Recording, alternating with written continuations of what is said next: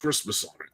That's just empty rage bait. And then people are like, half of them are saying, "Oh, look, people are angry about it." It's like, and I can't believe people are angry about it. Like, I want to be angry about it now. It just became a meme. It came out of nothing. The show being started. Welcome to While We Weren't Recording. Yeah, right. I was gonna say I'd be more upset about people going to Starbucks because their coffee's subpar and it costs too much. Speaking of Starbucks, we just saw Idiocracy. Did we? I have not seen that in a long time, but that I still never watched it. More and more pathetic by each passing year. Mm-hmm. That's what I keep hearing. What was your point, Ben? When everybody piled on? Oh, just you were announcing. Just you watched Idiocracy. Starbucks was in it. Yeah, Starbucks is in Idiocracy.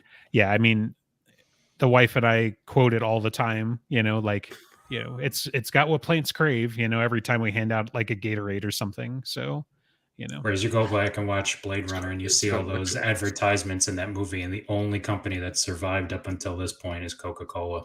Like Atari's not what it was anymore, and all those other companies are just either gone or became in Blade Runner.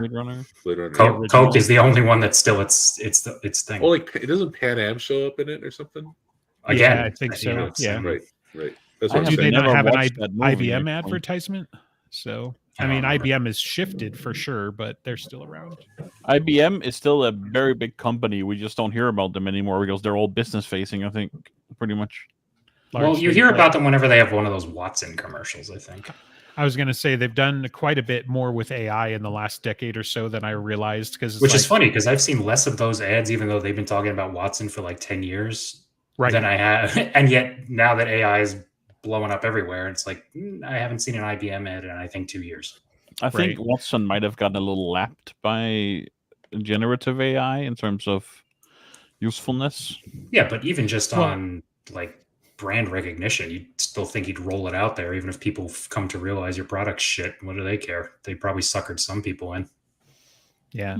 Part of my thing is like I did like a super generic like AI, like introduction to AI type of training that was like mostly I did it because it was free, and there were several other like technologies, for lack of a better word, after Watson that it was like, because they had Watson do Jeopardy was one of the last big things that I'd heard, but they straight up like built a machine to have a debate with people. And it was just like they sitting there and they've got like a televised debate. And I was like, I don't remember hearing about this, so they haven't been sitting still, but their marketing department definitely went to bed or something, so. But how do those things compare technologically to like OpenAI and generative AI and ChatGPT and all that? I don't know. Yeah. It was a basic class, Andreas. I didn't become like an AI architect. So yeah, but it was more than he got. So I do really wonder, like, how much does IBM need to advertise? It's not like it has a lot of consumer products, does it? I mean, does it, or is it mostly just business? They're mostly business facing these days. Yeah, and if they're mostly business, then you know about them, right?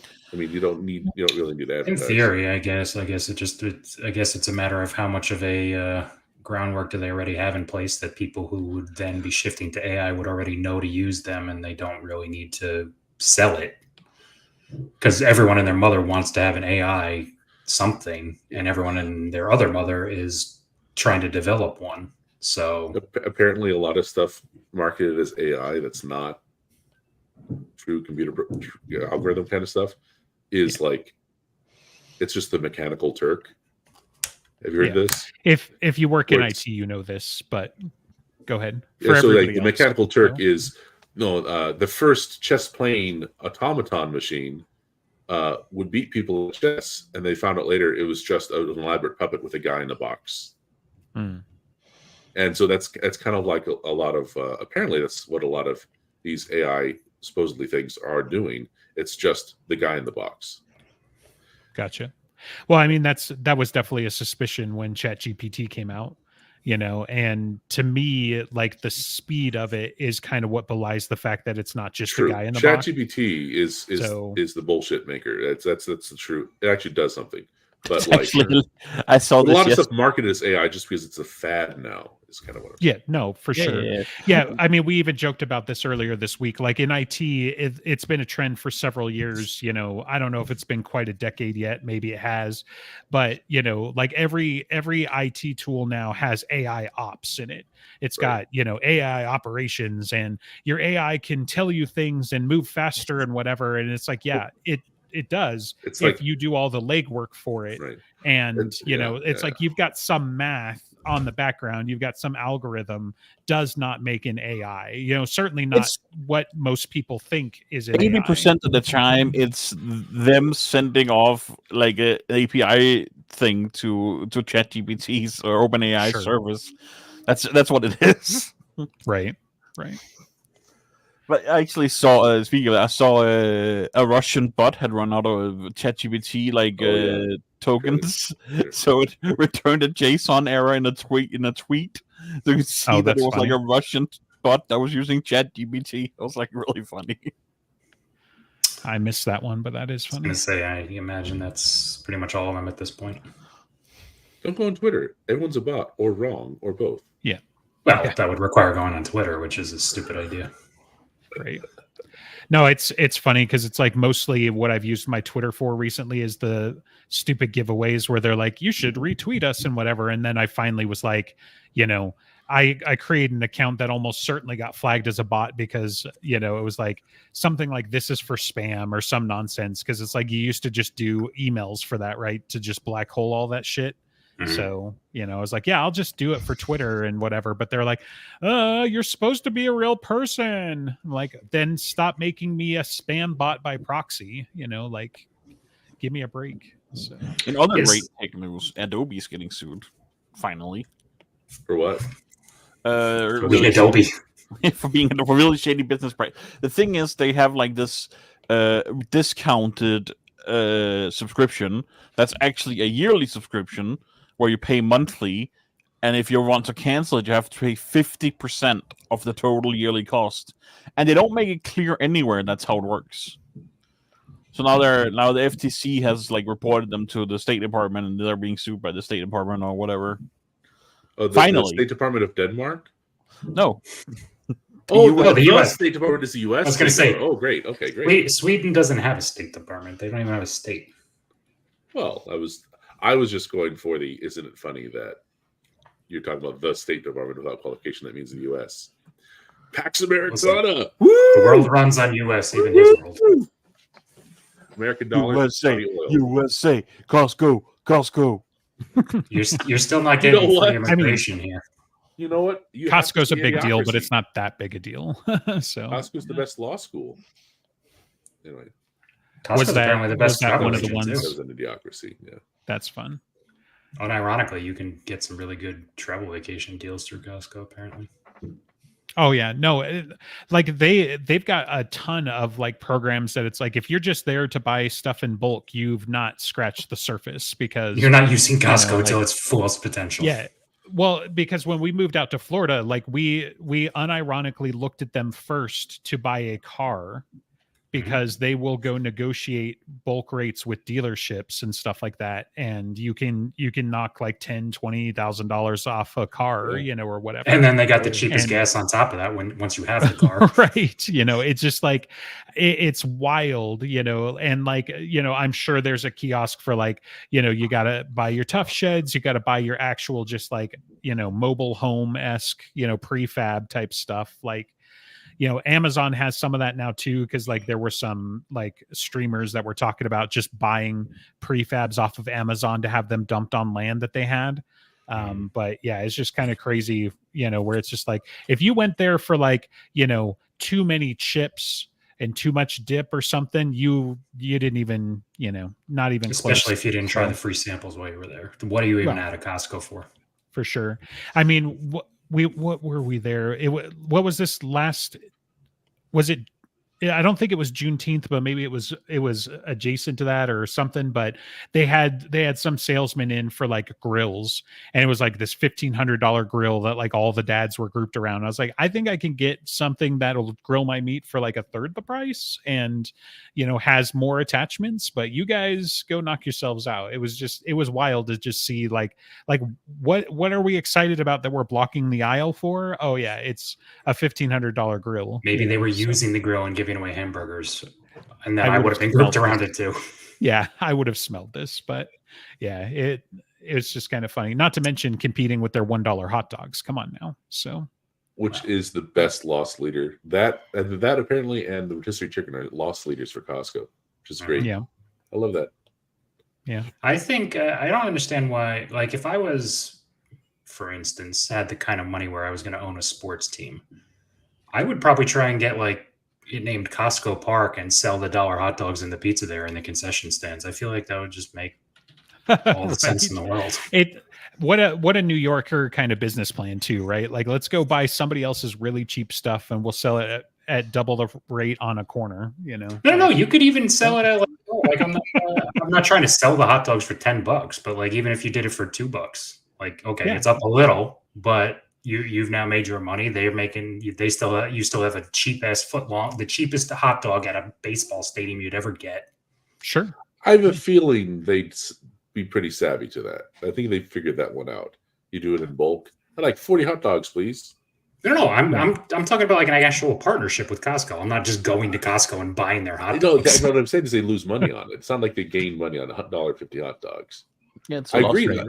No, but that's good advertising for them too. It's like you're the official, hot dog of the New York Yankees. Like that probably would not hurt, unless you're a Mets fan, in which case you've already made bad life choices and can't afford Costco anyway.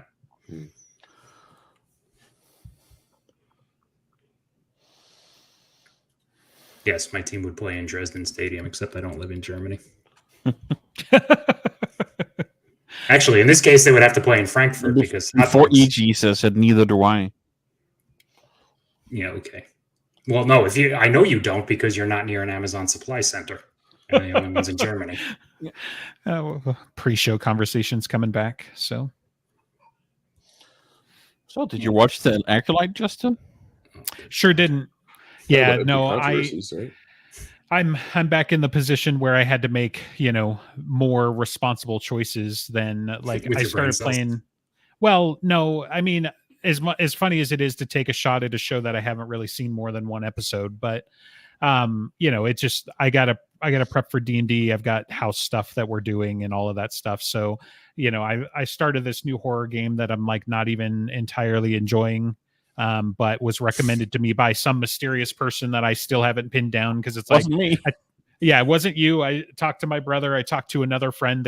Everybody is like, dude, we don't do horror. And I'm like, well, shit, who recommended it then? It's Calypso Protocol. So if it was you, thank you. But, it's basically like a blood cousin to Dead Space. And I love Dead Space. So I was like, okay, well, let's go take a look.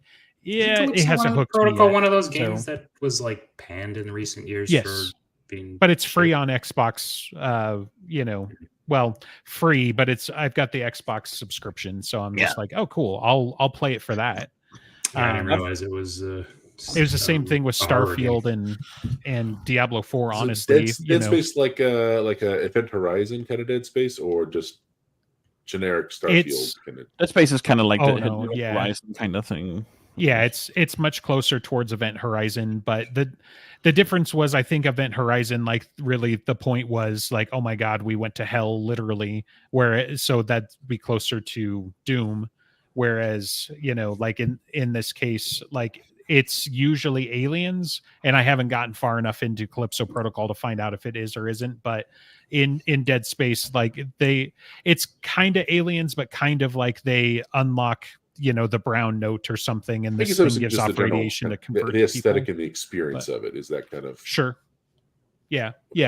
I mean, it's like blood everywhere, people turning each other inside out. It's awful. One of their main things is it's a third person shooter, and you had to defeat the bad guys like by dismemberment, which I will go on the record as saying those are not the things that attract me. It really, in a weird kind of way, is the world building and just getting enough history, like even out of a horror game, to kind of pique my interest.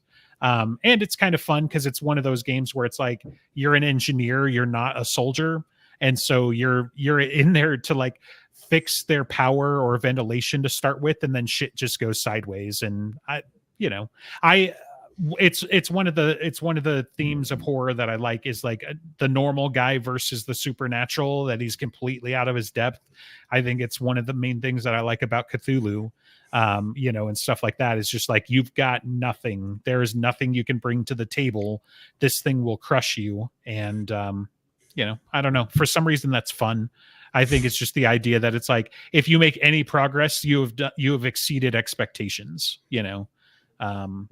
So anyway, so yeah, I that's what I want to play. I want to watch The Acolyte, because I've been reading some articles and stuff, the ones that look a little bit less rage baity and just unnecessarily like, look guys, if you're upset because she's not white, or the other main guy is not white or something like that, you gotta go get a life, or just like bury yourself in your bunker finally forever, and whatever.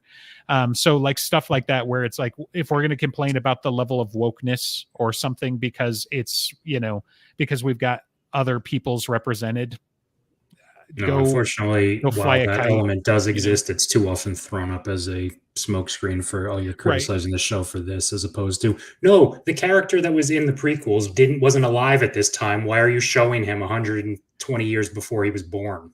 Kiadi Mundi, is that what For we're instance. up? Yeah. So I mean, it's stuff like that, and I mean, it actually, it is one of the main things I was going to float today, and just wanted to see where our conversation took us. But I was doing, some of my own research and some of my own, like essay, drafting, I guess. Writing is kind of a strong word, but it's like one of the articles that I read, basically was, in defense and almost rage baiting the opposite direction, right? Where, like a couple of things that I've seen recently, it's like, if you don't like The Acolyte, then you're not a Star Wars fan, oversimplification of what's being said and reductive, but it's stuff like that. And I've seen stuff like that come out for Star Trek already too, because, we've got new Trek with the whole J.J. Abrams, and, even people hating on Discovery and even Strange New Worlds, which is fantastic, by the way. And Discovery got there. It wasn't always great. It's not going to go down as one of the greats. I want to get back to Discovery, but like season 2 really just tested my patience, and I never finished it. Season 2 is where it turns, right? And so that's kind of the thing. Like, yeah, season 2 is terrible in a lot of ways, in my opinion, right? And it's just bad. There are good parts, just like season 1. And one of the things that initially I was both upset and skeptical of was them bringing in the Enterprise, right? So like, that was something that initially could have gone without, gave birth to Strange New Worlds. So I kind of got to go on the record of being like, yeah, I'm okay with it. Right. Some of the other stuff they do in season 2, though, terrible, and just like, why do we keep doing this? And it paralleled what they were doing in like Picard season 1. And again, like, why is this a thing? Go find new stories, go tell us new shit, So anyway, so that's some of the stuff going around. And so it's like, do you have to like everything of all time ever to be a fan? Which obviously the answer is no. Criticism is valid when it's valid, right? And if you weren't allowed to be critical of everything, it's a fandom, not a religion, right? Sure, yeah. Right. And if you're not allowed to be critical of everything, then let's just get rid of the rating system, and we'll get rid of critics in general. No one's allowed to tell us that they like movies and then not like every movie they've ever seen. Sometimes that's part of the fun of being in a fandom, right? Fandom is kind of just like low-level criticism, and criticism is not always a negative thing. Sometimes just analysis. Like, the only reason Star Trek exists as a franchise is because at some level, people are being analytical and critical of the series and trying to build up technical manuals for 20 years. And then they got a terrible movie out of it. But then they got a great franchise. Sure. And So- that's I mean, that's kind of the challenge for me too, right? Is like, you know, we've talked about, I've talked about in a previous show that it's like there are certain IPs that I'll watch even if I'm not enjoying the show, because I want them to keep making it. And it's kind of a catch-22 for me right now, because it's worked out decently well with Star Trek. We'll see what, you know, Starfleet Academy brings, because that's going to be the next chapter. But with Star Wars, it's absolutely not working. And that was another thing where I was like, okay, maybe it is time to just be like, okay, I'm an old fan. Don't talk to me about Star Wars anymore, because I've liked like 3 things that have come out in the last decade. Right. You know, so it's like, you know, sure, I'm not a fan then. Don't talk to me about it, because you know, like all you're gonna hear about is like, why didn't they just, you know, watch the show before they started writing more of it? You know, like, why did they not watch the movie? Like, no way, no how am I going to get upset that they didn't understand that Kiadi Mundi was 25 years old based off of this you know, video game strategy guide that nobody played. Like, sorry, that's not what I'm getting into. But I've also seen writers, you know, use shit like that to justify stuff that they've latched onto, right? But like one of the main things that I have just in general is a problem with the overall kind of direction. Like, you know, like there are just elements that get reused over and over in Filoni's Star Wars universe that I'm just like, that's not what I'm here for. Right. That's what I have a problem with. It's just like, you know, to be specific in this case, if you want to get me upset and you want to go on a bigger tirade, let's talk about hyperspace whales. Space whales? But yeah, exactly. So I was like, before somebody puts words in my mouth that it's something else, like there, he does a lot more with the Force's mysticism, which is fine. But the Force is like, we got force wielding creatures and we got hyperspace capable creatures. And, you know, it was a little bit of a stretch when Star Trek did it. I'm going to be, you know, fair there as well. You know, having what do they even call it? There's a phrase for it, but spaceborne entities has always been like a little bit fringe for me in general, right? But if you're going to sit there and tell me that it's like we have the capability of like tunneling into a subspace dimension and going faster than light, and then but so do these whales. I don't know. It just kind of loses me, let alone using that as a primary plot element in the finale of your TV show. Like you done lost me, you know? Yeah. Like it just get something new. Nobody was reading, you know, Heir to the Empire because of hyperspace whales, because they didn't exist, right? That wasn't the cool shit. You grab like one cool thing out of the thing and out of the story, and then just tilted it on its head and told your own story. And after, you know, that's already decanonizing it and throwing it away, and all the people that grew up loving it. And it's like, no, we're going to pick and choose the things that you like when our shit, that our fan fiction fails. Right. We're going to throw in these elements and ruin them again anyway. So it's like, all right, thanks for that. I think it's worth being critical about stuff like that. That it's like, look, dude, if you wanted to tell a story about a blue alien who's stranded in another galaxy in Star Wars, call him something else. Make him somebody else. What brings the people's on? Oh my God, it's him! Right, but this is the other important highlight here, right? Because part of what's coming out of here is telling old fans to shut up because they're being too critical and stuff like that, while taking pieces out of those old stories that don't exist anymore and never existed and George Lucas hated, supposedly, right? Literally, these are quotes from articles that I've read, and you know, supposedly with their own sources and shit. And that's where my research came in, was like finding out what he actually said and when. Yeah, their sources are, dude, trust me. But it's like, if you're not going to honor the IP, why are you using it? And you're honoring, like, you're using the IP because you want the old fans. But when you do something that the old fans are mad about, then you tell them to shut up, that they don't know what they're talking about. So which is it?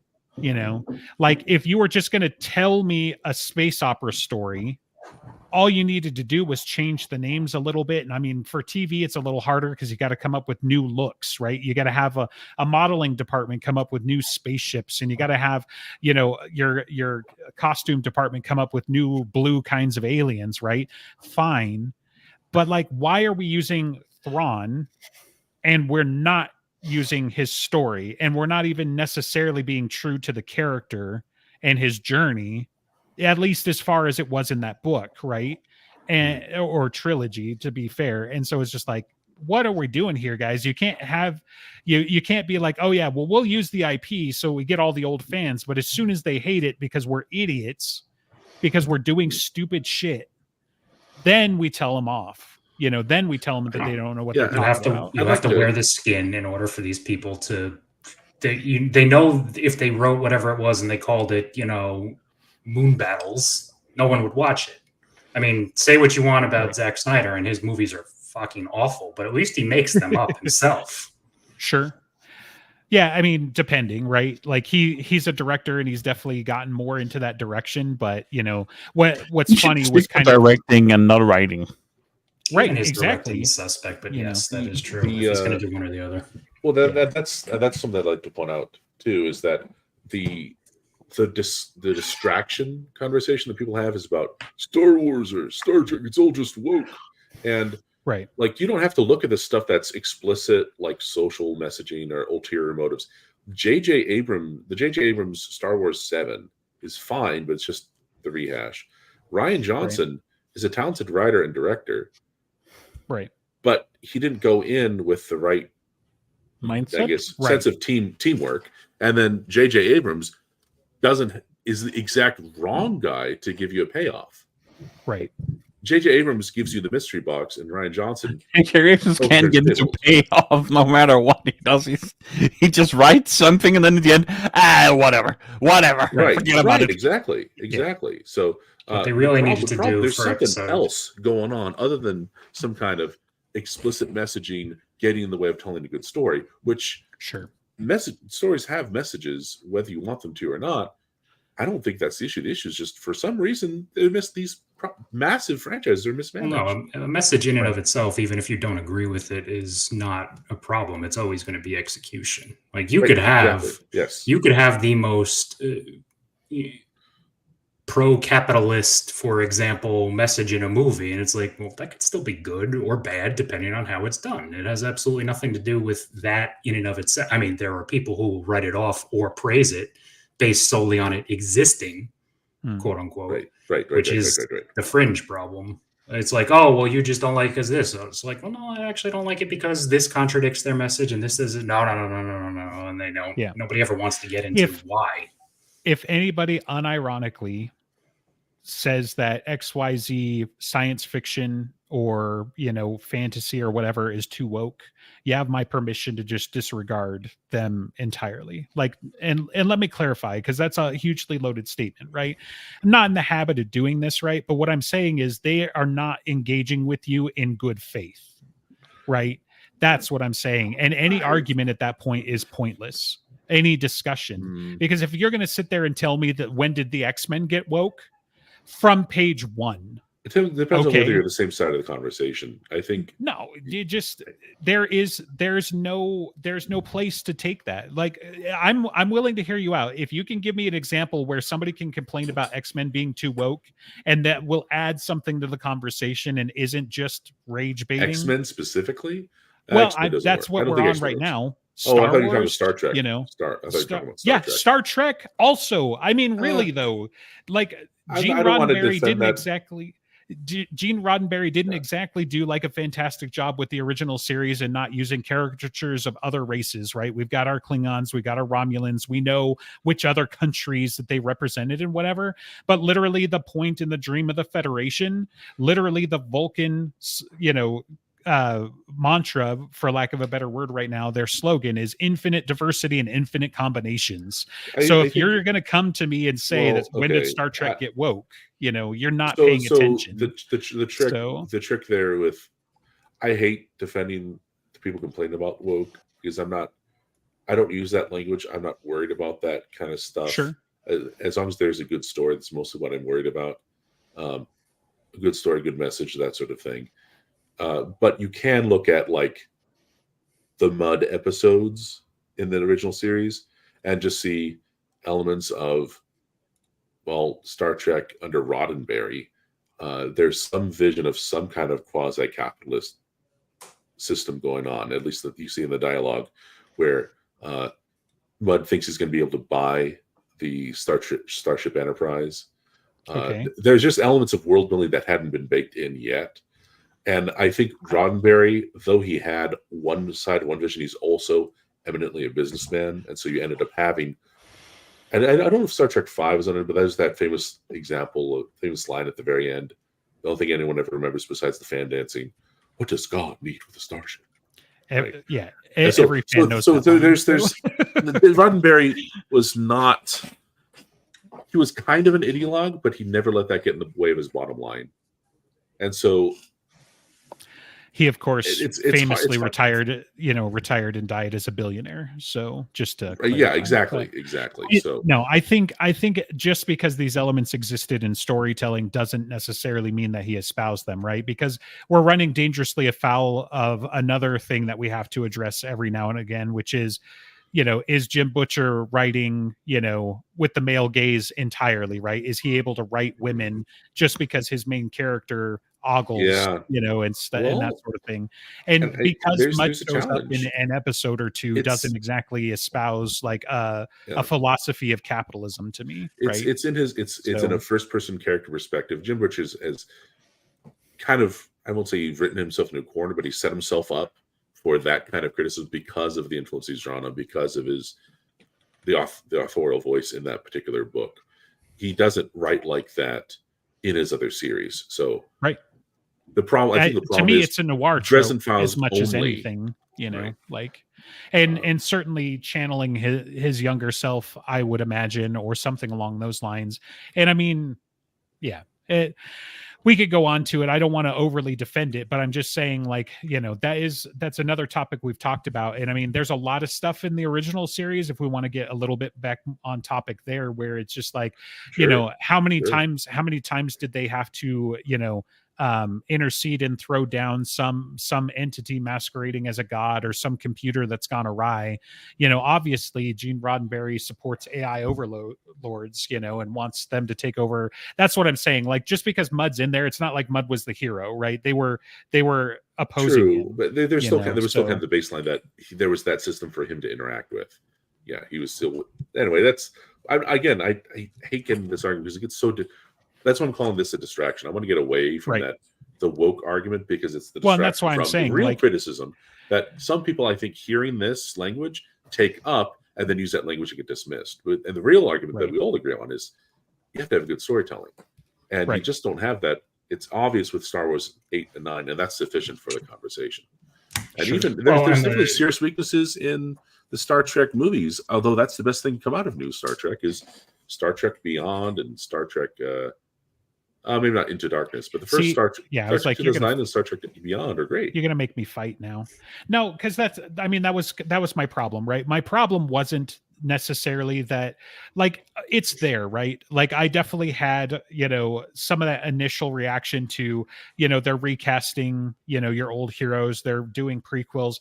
I'm gonna tell everybody all the time, prequels are almost always going to lose, in my opinion. They're almost always bad, right. Because you can't stick to the things that make it work, because you're basically consigned yourself to make a period piece for that IP or for that story, and then immediately you're like, nobody wants to go see them push on like red crystals, so we're going to make a holographic display that they didn't have. So like when you're doing it in science fiction, it's almost never worked. It didn't work for Enterprise.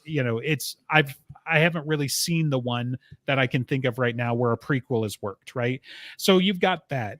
And I did go back at, and watch 2009, like shortly before Into Darkness, and just be like, look, was I not in the right mindset? Was I seriously sitting there and be like, oh, it wasn't my dad's Star Trek? So when I watched it again, and like, it's just not good writing, because in a 5-minute sequence, they basically are like, so we've got a star that explodes, and it's going to take out a star system 500 light years away. Okay. Vast, unimaginable power. We don't even know how that works. Let's not ask those questions, because that's not important to the story, says J.J. Abrams. And then we're going to build a spaceship that can stop this supernova with a single drop of a MacGuffin. And then we're going to fill that starship with a room full of that.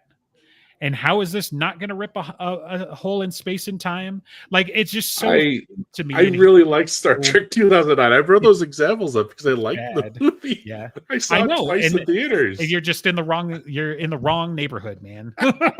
Like, it doesn't make any sense to give him that much of that liquid. It makes no sense. And that's part of the point, you know. Like, if you want to tell me, hey, this is going to take an hour and we've got to set it up or whatever, if you want to actually address the fact that, you know, when a star goes supernova, it travels at best at the speed of light, in which case there is no chance that Romulus and Remus are getting surprised. There is no chance that they didn't have 400 years to literally screw off on the beach before they were like, you know what, should we start evacuating the planet? You know, like, none of that is present.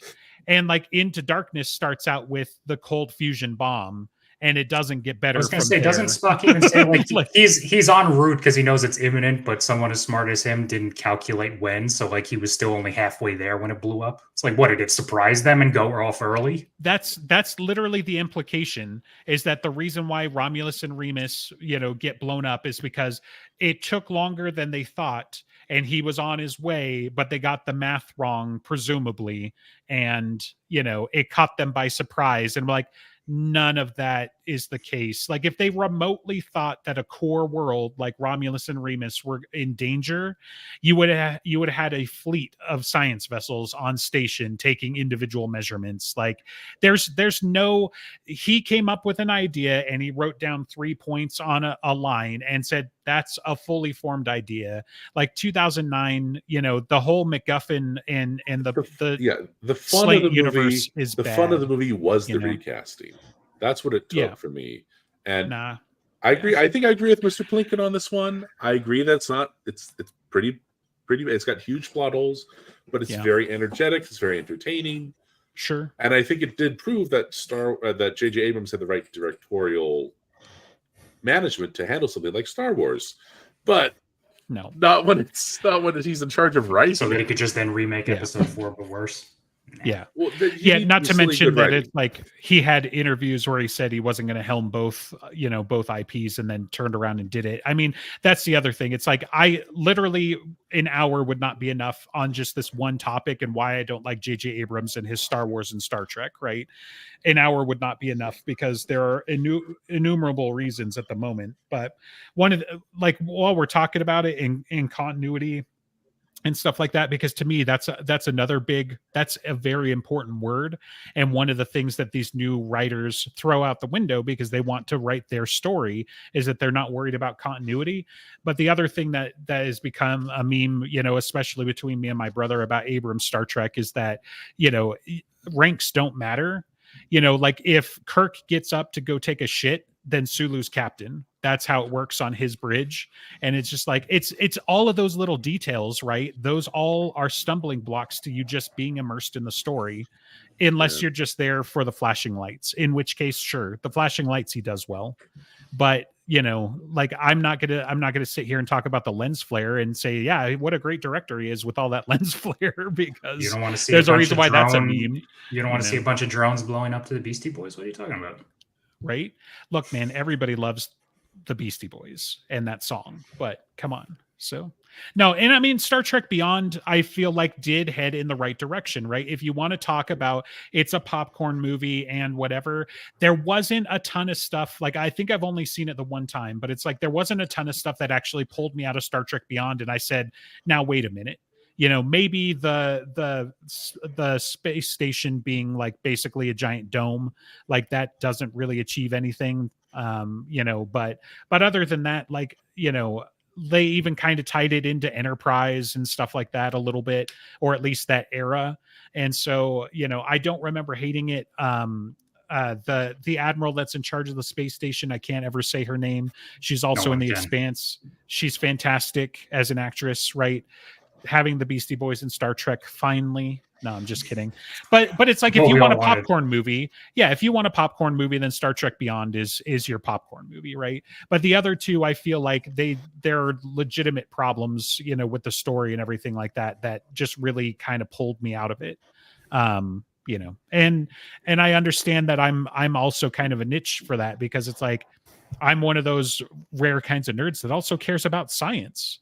And so when you sit around with a cold fusion bomb, is like that's not what cold fusion means, guys.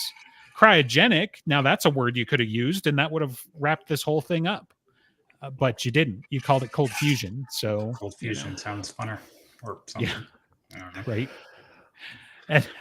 And I'm the guy that would get fired by J.J. Abrams for bringing stuff like that up, right? You would never be hired in the first place because you just probably. you just throw him out of the room. Oh, Mr. Pedantic over here. Get him out of here. Asshole doing here. Right. Ooh, look who knows so much about physics. Yes, I did graduate high school physics. Thank you. So. What did you do? Creative writing. Yeah. What were your grades? Show me, Right. JJ. Yeah. Because he does, right? Like someone who was in an 8th grade, maybe honors creative writing class, then was like, you have to write 6 pages at the beginning of a story, and he just ended on a mystery to get everyone hooked and never finished any of them. Right. Like, yeah, I mean, it's like at some point you've got to come up with a conclusion if you're going to do this. No. What are you talking about? No, they all loved it. I got A's. What are you talking about? Right. Yeah. You fulfilled the assignment, so they gave you an A, Well, to be fair, that's what Hollywood is, and especially with the consolidation of these companies, where it's like you fulfilled the assignment as handed to by the executives, quote unquote, whether or not that assignment makes any sense or you were even capable of it. Right. Yeah. So anyway, yeah, J.J. Abrams, yeah, it's an uphill battle with him, especially. Schneider's getting the same way, because some of the pedestal I had him on and things like that started to peel away, and I started to realize what was actually going on, and it was like, oh, no, yeah, this isn't great either, and it's like, I mean, it kind of sounds like a personal attacks and stuff like that, but it's like, I'm just going through their stuff and it's like, what have you done that I've liked? Like, I mean, Michael Bay's just a non-starter. So that's why I don't get all upset about him, because it's like, let's just go shit on your entire childhood, minus Star Trek and Star Wars, because, we're busy with Battleship and Transformers. But you know what? I'll bet you if we rewatched all these movies that the first Transformers movie is the most okay written of between that, the first Star Trek remake and the first Star Wars remake. Like and then they all spiral, don't get me wrong. Sure. But of all those, if you started with those first 3, that first Transformers would probably be like fine. Yeah. Right. No, and I agree with you generally. I think Shia LaBeouf was like the worst part of the first Transformers movie, right? But they actually they kind of almost turned it into a kaiju movie, right, of sorts, where it's just like you got your Marines on the ground or whatever they are just running for cover and trying to fight this thing that they can't fight, and then we're just going to have to sit here and watch as the Autobots and Decepticons just punch each other, which is pretty much what we wanted out of the movie, right? And guess what? Michael Bay's probably the right guy to make that, because he's really good with explosions. So, let's not go watch The Island. Let's not try and get into something critical and, might actually require some plot or something like that, where he reused scenes out of Transformers for it or something like that, But what's that other one? See, that's what I was going to say before. Is I think the third person, just to cap off the terrible Star Wars trilogy, who should have taken Episode 9 should have been M. Night Shyamalan, because you would have gotten a conclusion and it would have made no sense, and that would have been the perfect cap off to that thing. Okay, I can't believe I'm agreeing with you on this, because I know that you're just trolling as much as anything, but he somehow would have turned the Emperor's reveal into something, right? We wouldn't have gotten a somehow Palpatine returned. You would just walk into a room and he'd be fucking standing there and be like, oh my God, why?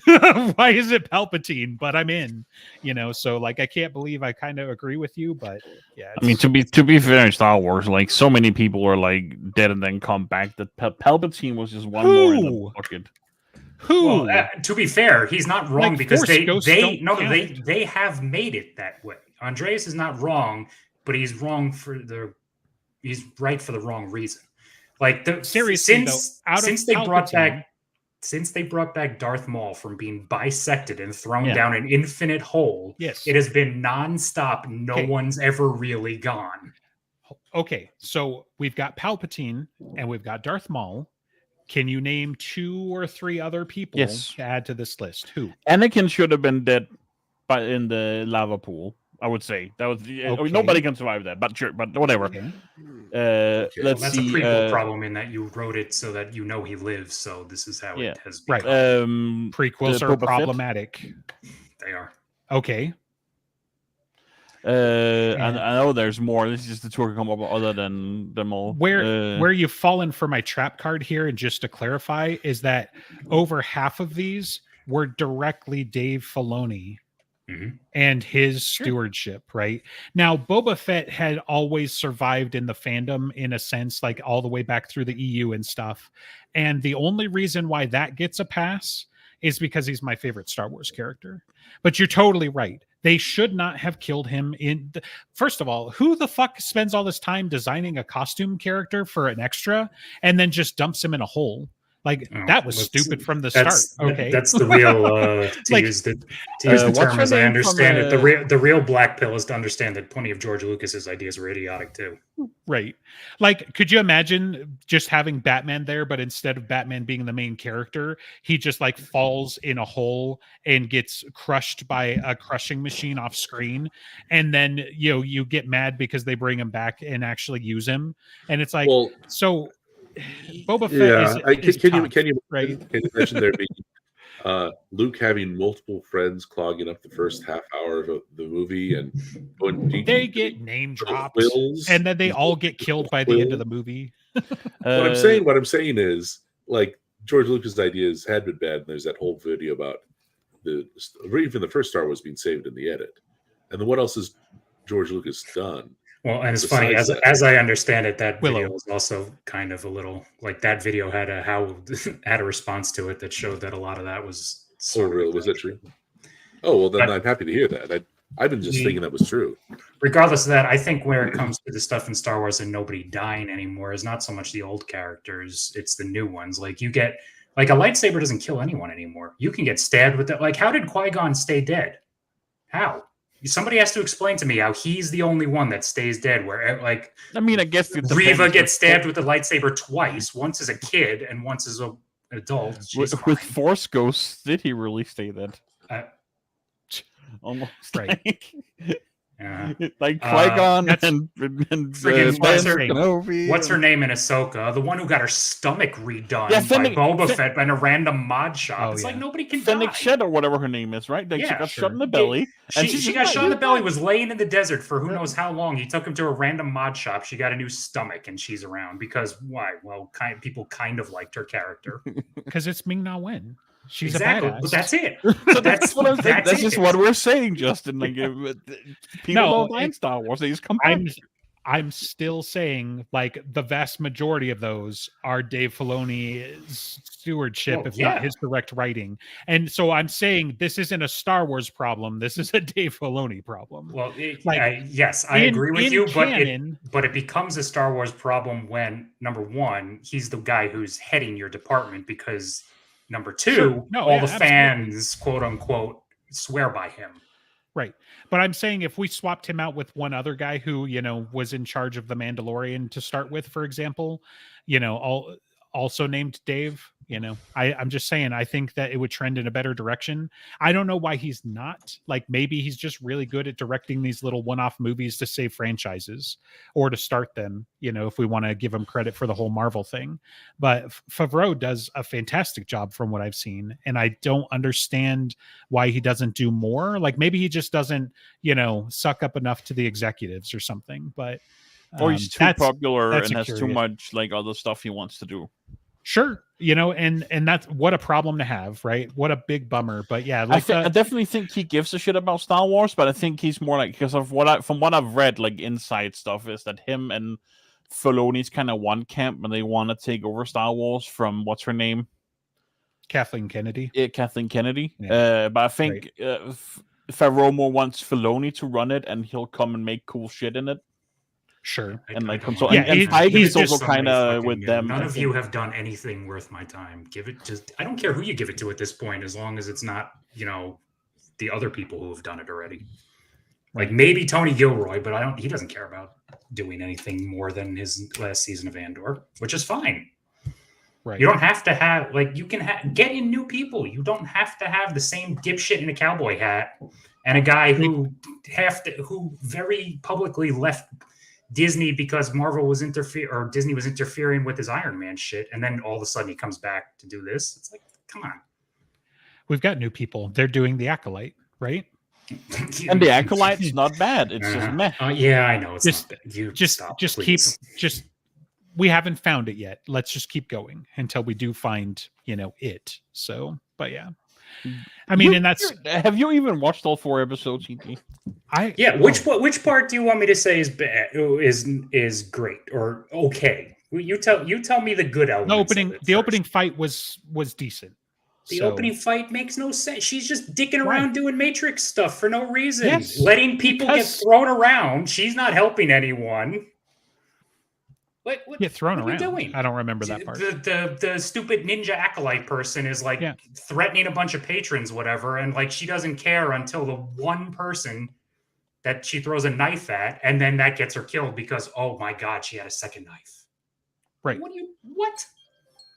But I mean, honestly, that's how you do it. It was a little stupid that such a simple distraction was kind He of has the the thing, Force. but it was She's like a it was Jedi better Master. than nothing. You see what's his face from Squid Game absolutely manhandle her in the second or third episode, whatever it is. Like he's just Haven't made it toying that with far, her. so, yeah. I don't think they're of such stark skill levels that Trinity couldn't have done that. And then what happens at the end? Of course, she has to get away because the plot dictates she must get away. So she does some shadow ninja. I'm going to throw sand in your face, and now I'm gone. She pocket sanded the Jedi. I mean, seriously. Yeah. And then this last episode. So she and the guy who's definitely Smilo Ren, even though they want to pretend he's not, is they get a head start to go to this planet because he supposedly found out where Jedi Chewbacca is. They get there first. The other team has all the time in the world to go back to Coruscant, deliberate what to do next, have Logan's daughter do some training. Meanwhile, they catch up to them. It's like, come on. It's 100% the Asian guy, the who's the master. Okay. You think so? Even though they just confronted him and he just got blown away by him in the last scene of that. She tells in episode 4, she tells him like, I'm gonna turn myself in. And he's like, well, we can't have that. And then he pretends that he gets caught in her trap. Oh yeah, no, that's what I'm saying. Alone. He is that's not a clever reveal that they're coming up with. Like he's very clearly it. Yeah. He went off, he killed not Chewbacca, and then he came back. And it's like this is what you think is cool? I think the last the whole episode 4, it was a little bit boring. It's a little bit boring. A trek through the forest, but at the same time, it was shot so well. Like the directing was really good. Like it was shot super well, and I love that the horror drop down of the Sith whatever he is, Master Apprentice coming down in the background. He's not a Sith. They didn't say he's a Sith. That's why they don't know he's a Sith. He has a red lightsaber. That's how they're going to contextualize it. It's either going to be a Jedi cover-up, or they're going to be like, well, he's not really a Sith. But that's so what we said in the prequels are fine. Yeah, other than age, that's one of the big things about Ki-Adi-Mundi, right? Is that his line in the prequels is that there haven't been Sith for 1,000 years, except for this one time that we totally fought them. But all of the defense that I saw was like, well, they said it was a rogue faction, so it's not really the Sith. Okay, if they don't care about having him in the episode 60 years before he's supposed to even be alive, they're not going to care about what the prequels said about it being a millennia. I don't like that he's there. I don't like anything Skywalker related being there, and he's Skywalker related. Dude, and that is something that I'll absolutely agree on has been a problem for a long time, is we need to get away from the fact that literally nothing can fucking happen in the galaxy without a Skywalker or a Palpatine being involved. Fuck off with that shit. That is not a good story. That's not cool. Nobody cares, right? Well, let's that's have true. Antilles Well, what's the inexplicably premise? show up, you know. If Star Wars is the space opera and the big, the soap opera in space, right? That's the space opera. If it is that kind of thing, I mean, what else can Star Wars be? We can tell cool ass stories in this really cool world with lightsabers and space magic without Skywalkers or Palpatines. We can I do was going to that. say, I Andor did might be it. able to, Andor but- proved you can do it. You don't have to have a single lightsaber. Well, that's true. Endor's good. I forgot about Endor. Right. That's true. That's true. Even Rogue One's okay. Like All they needed Rogue was One is they good. needed that dude did not take swimming lessons, and we've all caught feels. Like it's great. And I don't No, know. but I mean the point is that it is a space opera and it has existed for thousands of years. And Anakin Skywalker did fuck all for exploring the galaxy, inventing hyperspace drive, building lightsabers, and all of that other shit that basically the Empire/Republic is built on. So unless you're going to show me that like a Skywalker was there at the signing of the Republic Charter, unless a Declaration of the Republic. Skywalker was like the #1 explorer who found all of these other species and brought them into the Republic, unless you're going to tie in shit like that, you don't need there to have been like, oh, this secret temple has a mural of Skywalker on it or whatever the fucking flavor is to inject him back into the franchise. It's fine with Ahsoka. He was literally her master. He literally trained her. It's fine. She's got hangups for that. But like, why does Rey need to be a descendant of a fucking Skywalker in order for us to have a new trilogy? Like, well, not even a Skywalker, a Palpatine in this case. And that was kind of where it was. It's like, why? Why do we need to have this generational shit? And it's the same, like Star Trek has a similar thing, right? The problem with Picard, by and large, in my opinion, with the first 3 seasons is like there exists something that is so dangerous and so goddamn detrimental to the galaxy. It's threatening the galaxy, and only geriatric Patrick Stewart can save us. Like, look, man, I love the actor. I'm not trying to slander him and whatever, but an 80-year-old is not saving the fucking galaxy anymore, right? You got to get off of these characters. We're not here looking for you to be like, man, Star Wars has existed for 40 plus years. What we really need is Luke to show up every time to save it, right? That's not what we want. We want more stories in the universe. We don't need, 80-year-old Luke Skywalker to show up to save the day. We don't need everybody to be related to fucking Luke Skywalker and Palpatine somehow. Like they weren't in the original stories, right? They were just 2 dudes. There was basically like no relation. In a way, Rey being nobody kind of been an interesting direction. It was if JJ had been, if it hadn't been, well, actually, I don't know. I think that decision itself was fine. Rey's nobody. Sure. And it's then the Star Wars Episode 9 you want is everybody rises up but then, Maybe. I think ultimately the problem is going to be what are you going to have everybody do? If Star Wars is all about balance and the Force, then you can't actually have good win. You can just have evil fought to a stalemate and maybe defeated for now, but not gone. No, balance is good winning out. Don't- That was the original point. Don't tell the entire Jedi Master Council any of that, including the guys that are over 1,000 years old, because when you're in charge and you get excited that the chosen one's going to bring balance to the Force, you're not paying attention to the prophecy. so that stuff is kind of They just want to retire. They're 1,000 years old. Balance to the Force means they can retire. Yoda's got his goddamn golden parachute. Okay, This whole there has to be like if there's 2 Sith, there can only be 2 Jedi, and that's the Force and balance. It's some rewrite that people have come up with of late. It's balance in the Force is the absence of darkness. The darkness is what's perverting it. That's the whole point of the original. Good is supposed to win out. The whole point of there being 2 was because literally the Sith can't stop it, right?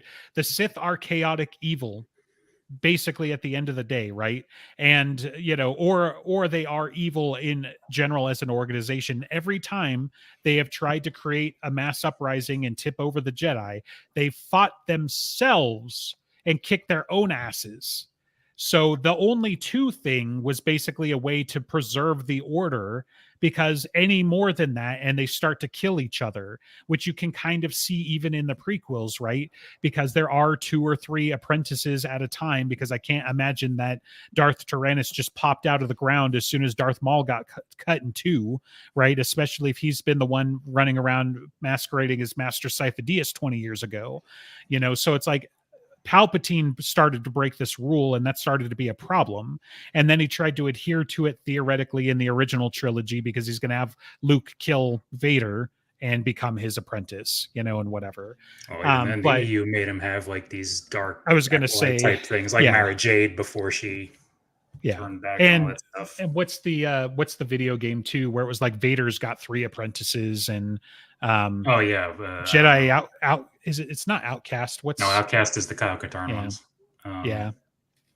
Anyway, I don't remember. It starts Force Unleashed. That's what it was. Yeah, there you go. Yeah, it's like, and those aren't great either, because it's like, again, like, it's the same thing with the whole like, there's only 2 Jedi, not because they can only have 2 Jedi. That's all that survived, except for like these 83 Jedi that we've created games around, right? And that keep popping up, that no one got killed in Order 66. I'm pretty sure. You know what? Actually, I think it was Kiadi Mundi. He got sent back in time. That's what happened. He got shot. It sent him back in time, and younger. So I'm gonna tell you that's probably about the only thing that would save his story for me, because if he shows up and he says, "I need your keys, your swoop bike, and your leathers or whatever," and just be like, and then he rides off and becomes this badass Terminator, then fine. But waiting for Mace Windu. I'm just waiting for Mace Windu to pop up again in a show at some point in the future. Mace Windu's for sure coming back. Yeah, might be a different actor his body at this point, but no, it'll be Samuel L. Jackson, because he's got no problem playing it again. Because what does he care? We're just getting a little old, right? That's all I'll say. Okay, so he's going to pop up in a show that's coming up later anyway. Yeah. Who knows? I was going to say they're in the middle of leading up. We just know nobody stays dead in Star Wars, so. Well, no, but they're leading up to all the sequel stuff, like with Ahsoka and all that stuff. Like, he could easily. Or if Dave Filoni is writing it, guaranteed that Mace Windu shows back up. So yeah, that's how you know Ahsoka's never going to die too, because that's his OC. Right. Yeah. Wait, he was really. That's right. He was in charge. Oh wow. Yeah, he did the clones. So it's been shit from the beginning. He did all of the Clone Wars, I think. Like he did Clone Wars, and it was okay up to about the middle point, and then I think it was just like, oh yeah, let's just start doing all this other stuff. I mean, and that's the other thing. Like, honestly, Ahsoka's character, like, why? Where did Anakin magically have this apprentice from? Just from the beginning. That's the reason I rejected that shit. It's like, I'm sorry, you can't do that. Yeah, you can't. You cannot possibly have such an integral character have an apprentice that's never mentioned except in your thing. Right. Yeah. Anyway, we complained enough for an hour to fill time, so I hope that if anybody's still watching, they enjoyed. 3, man. We got 3 at the end. I think one of those is Andreas, though. So no, I don't have it open. I mean, unless it's other Andreas you're talking about. Well, other Andreas is just your alt, so what is the difference? So are you in this other Andreas? Are you guys a didact in the Force? Is that what's going on? Yeah, here? they're you guys are Force twins. I'm the dark side. He's the light side. Yeah. Oh, that I believe. That is absolutely true. There's 2 sides to every Force. So there's 2 sides to every Andreas, the correct one and this one. Well, this has been an episode of One More Recording. If you like our shit, you can catch us live every Saturday at 1 p.m. Eastern. You can go to our patreon.com/brokenjars or our website, brokenjars.xyz. If you support us on Patreon, you get access to our Discord where we have gift wars and you can tell us how wrong or right we are. Right if it's me, wrong if it's EG. Not the way it works. Also, I'm kind of disappointed you didn't change the corner icon like every 20 minutes or so. I mean, because you were cycling all through them. 3 of them. Yeah. That would have been good.